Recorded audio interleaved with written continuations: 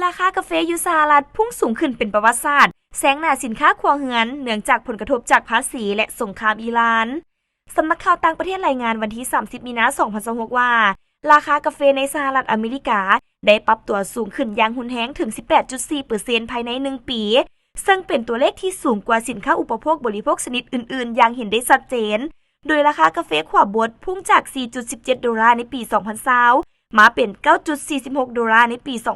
2026 ปัจจัยหลักที่ให้ราคาแพงขึ้นแม้นมาจากวิกฤตภัยแห้งแล้งในประเทศผู้ผลิตรายใหญ่เช่นบราซิลและเวียดนาม บวกกับนโยบายกำแพงภาษีของรัฐบาลสหรัฐที่เห็นให้ต้นทุนผู้นำเข้าสูงขึ้น